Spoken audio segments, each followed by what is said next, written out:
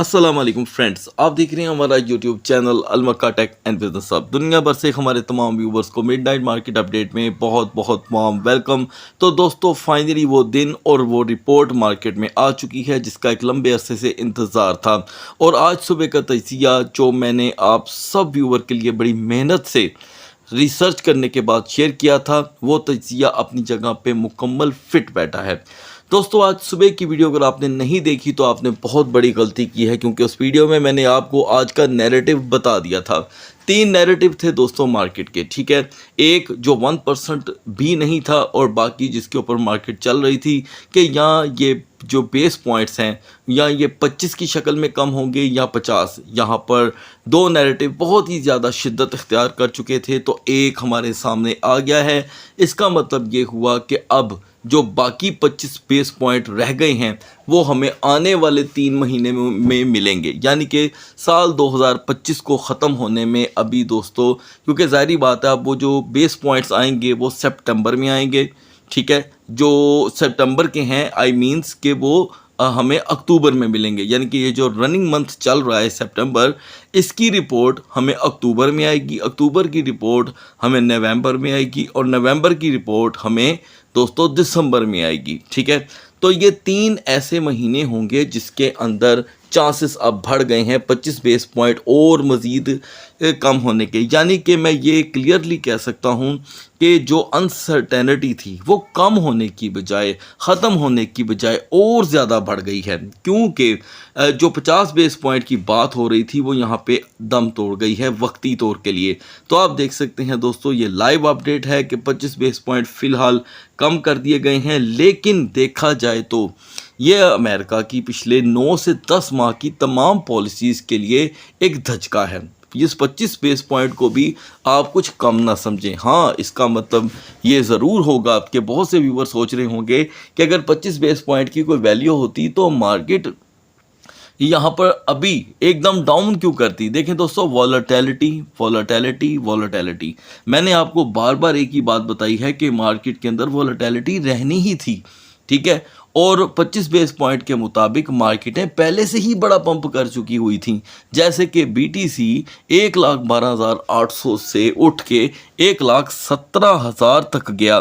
क्या वजह उसकी बनी? ऐसा था ही क्या मार्केट के अंदर जो BTC 1,17,000 पे गया? इथीरियम जो 4500 से 4700 के दरमियान रोटेट होता रहा सिवाय वेल्स की एंट्री के, उसमें था ही क्या? तो लिहाजा ये 25 बेस पॉइंट कम नहीं है। अगले 48 घंटे दोस्तों मार्केट के लिए बहुत ही अहम होंगे। आज बुध का दिन अपने अख्ताम पर पहुंचा है। इस रिपोर्ट का रिज़ल्ट दोस्तों जुमेरात और जुमा ये 2 दिनों में रहेगा और पूरे दुनिया के जितने भी कंट्रीज़ हैं अब इस 25 बेस पॉइंट की बेस पर वो भी अपने जो मुनाफे और शरह सूद है उसको कम करने का ख्याल करेंगे। इसके ऊपर इंशाल्लाह ताला एक सेपरेट वीडियो भी आएगी। और ये जो आज का सेशन है, ये जो स्टार्टिंग का है, ये समझने से ताल्लुक़ रखता है, क्योंकि इस 25 बेस पॉइंट की वजह से जो वॉलेटिलिटी आएगी इसमें होगा क्या, इसमें वो दोस्त जिनके पास इल्म की, एजुकेशन की कमी है वो समझेंगे कि शायद ये एक रिवर्सल है। दोस्तों, ये रिवर्सल नहीं होगा, ये करेक्शन है, क्योंकि जो 50 पॉइंट्स की और 25 पॉइंट की बहस छिड़ी हुई थी उनमें से एक चीज़ तो फ़िलहाल सामने आनी थी, वो आ चुकी है। सुबह जो कैपिटलाइजेशन दोस्तों 4.14 तक पहुंची हुई थी उसमें अचानक कमी हुई है। ये एक रूटीन का हिस्सा है, क्योंकि जैसे ही रिज़ल्ट मार्केट में आया वॉलेटिलिटी इस तरह आई कि जैसे समझ लें कि समझ से बाहर वाली गेम थी। और अभी हम MYX फाइनेंस को अचानक पंप होता देख रहे हैं। जैसे ही दूसरी मार्केट ने यहाँ पे डाउन मोमेंटम पकड़ा, MYX जो है वो दोबारा पंप हो रहा है। अलबत्ता अगर हम फंडामेंटल की बात करें तो इस वक्त फंडामेंटल कोई भी टोकन ट्रेंड करता हुआ दिखाई नहीं दे रहा। तो दोस्तों, मार्केटों ने यहाँ पर फ़िलहाल अच्छी वॉलेटिलिटी दिखाई। इस वॉलेटिलिटी में मार्केट ने पूरी सिस्टम को हिलाकर रख दिया, लेकिन ये इतनी बड़ी भी वॉलेटिलिटी नहीं थी जो माजी में देखी जा चुकी है। लेकिन क्योंकि हम इस बात को मुकम्मल तौर पे अप्रिशिएट करते हैं और एग्री भी करते हैं कि ये बात अभी इन 48 घंटों में ख़त्म नहीं होने वाली, मैं कहूँगा कि कुछ भी हो सकता है। लिहाजा BTC और इथेरियम को लास्ट में डिस्कस कर लेंगे। आगाज़ करते हैं XRP से दोस्तों। तो XRP रिपोर्ट आने से पहले दोस्तों $3 से लेके यानी कि 3.00 से लेके 3.06 का हाई दे चुका है। अगर यही मोमेंटम आपके सामने जो है वो रहता है तो ऐन मुमकिन है कि हम XRP में 2.90 का लो देखें। मैं आपको बता दूं कि मैं यहाँ पर सिर्फ और सिर्फ फंडामेंटल्स की बात करने वाला हूँ, ताकि जब तक मार्केट में ठहराव नहीं आता हम मज़ीद इसके ऊपर फ़िलहाल गुफ्तगू नहीं करेंगे। BNB की दोस्तों आज की सपोर्ट थी 950। BNB ने सबसे पहले 946 का लो लगाया, यानी कि उसने सपोर्ट को ट्रिगर किया। हाई रहा 962 का, ये एक बड़ी रिकवरी थी कुल मिलाकर के $16 की, और फिर 954 का हाई।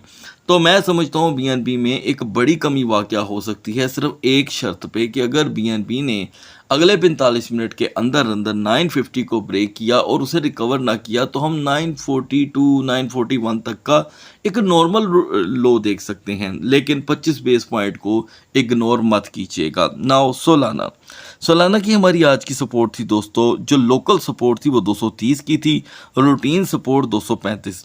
सोलाना ने सबसे पहले 232 का लो दिया दोस्तों, यानी कि जो सपोर्ट थी वो ट्रिगर हुई। हाई रहा 238 का। ठीक है जी, तो ये $6 के दरमियान रोटेशन रही। इस वक्त भी सोलाना 230 की रिस्पेक्ट कर रहा है, तो रिस्पेक्टिवली इस सपोर्ट की वैल्यू रहेगी 230 की। ये ब्रेक होने पे हम 225 की एक नॉर्मल सैर कर सकते हैं। तो क्योंकि वॉल्यूम हाई है, रिपोर्ट ताज़ा मार्केट में आई है, तो मैं कहूँगा यहाँ पर वो दोस्त जिनके पास बिल्कुल भी एक्सपीरियंस मौजूद नहीं है वो कोसों दूर रहें। और इससे पहले मैं आगे बढ़ूँ, मैं आपको बताता चलूँ कि इस मार्केट के अंदर फराहम करदा तमाम मालूमात टेक्निकल इंडिकेटर और इंटरनेशनल न्यूज़ की बेस पे आपको फराहम की जाती है। कोई भी न्यूज़ और कोई भी टेक्निकल इंडिकेटर आपके लिए फाइनेंशियल एडवाइस कतन नहीं है। तो दोस्तों अभी यहाँ पर हम देख रहे हैं चेन लिंक को। ठीक है, लिंक की आज की अहम तरीन सपोर्ट थी $23 की, इसने उसकी धज्जियाँ उड़ा दी। हमने 22.82 का लो देखा, 22.82। अभी भी लिंक को हर सूरत अगर 23.25 की रेजिस्टेंस नहीं मिलती तो ऐन मुमकिन है कि हम 22.60 का तो एक नॉर्मल लो देख सकते हैं। सुई ने 3.50 को भी यहाँ पर थोड़ी देर के लिए ट्रिगर किया। हाई रहा 3.63 का, एक अच्छा नैरेटिव अपनाया यहाँ पे सुई ने। लिहाजा अगर हमने 3.50 को ब्रेक किया तो 3.40 एक नॉर्मल सा टारगेट रहेगा। लिक्विडेशन अब कितनी और कहाँ पर आती है ये आपको सुबह के सेशन में पता चलेगा। पोल्का डॉट के लिए आज की सपोर्ट थी दोस्तों 4.10 से 4.15। यह ट्रिगर हुई। हाई रहा 4.24 का। इसका मतलब ये है कि ऐन मुमकिन है कि पोल्का डॉट मॉर्निंग तक $4 की सपोर्ट को ब्रेक करने की कोशिश करे। नाउ यूनिस्वैप के लिए दोस्तों 9.05 से 9.10 हमारी सपोर्ट थी, ये यूटिलाइज नहीं हो सकी फिलहाल, क्योंकि यूनिस्वैप 9.14 से और 9.13 से नीचे नहीं जा सका। एनीवे 9.14 से 9.35 के दरमियान रोटेशन रही। अगर आपने इसको रिस्पेक्ट की और दी तो फिर तो ये यूटिलाइज हुई है। एनीवे यूनिस्वैप का इस वक्त जो लेवल है $9 का वो अब कमज़ोर पड़ता हुआ दिखाई दे रहा है। ईना दोस्तों 0.7050 में एंटर नहीं हो सका, लिहाजा वक्ती तौर के लिए 48 घंटों में ये जो अब चल रहे हैं इसमें ईना अपना लो मोमेंटम थोड़ी देर के लिए क्रिएट कर सकता है। BGP का लेवल दोस्तों बिल्कुल सेम रहेगा। नाउ टाओ के लिए दोस्तों हमारी सपोर्ट थी 340। टाओ ने 340 को रिस्पेक्ट दी। हाई रहा 349 का और हम फिर से 340 पे आ गए हैं। मॉर्निंग के लिए यहाँ पे टाओ को हर सूरत 340 को प्रोटेक्ट करना होगा। सपोज अगर हम इससे मजीद 45 मिनट तक प्रोटेक्ट ना कर सके तो हम 335 तक का तो नॉर्मल लो देखेंगे। अब बढ़ते हैं दोस्तों BTC और इथेरियम के कैंडल चार्ट की तरफ। तो सुबह जब आपके साथ मार्केट डिस्कस की तो हम 1,16,500 के करीब तो ऑलरेडी थे। आपको बताया था कि ये वो लेवल है जो हमें चाहिए ही चाहिए। अगर मिल जाता है सेकंड ट्रेडिंग सेशन तक तो हम 1,17,200 तक का हाई देख सकते हैं। तो लिहाजा मार्केट ने 117,283 तक का हाई दिया। उसके बाद अब आपके सामने सूरत हाल है। हमने 1,15,000 पे आकर के यहाँ पर एक सपोर्ट बनाई है, यानी कि पिछले 9 घंटे मार्केट टूटती रही और अब ये सपोर्ट भी किसी काम की नहीं रही, यानी कि ये सिचुएशन इंतहाई नाजुक है। अगर हम 1,15,000 से ही अपने दिन का आगाज करते हैं तो मार्केट हमें डाउन साइड पे लेकर के जा सकती है। इसके चांस अब बढ़ते चले जाएंगे, लेकिन सेफ जोन अभी भी 1,16,500 ही है।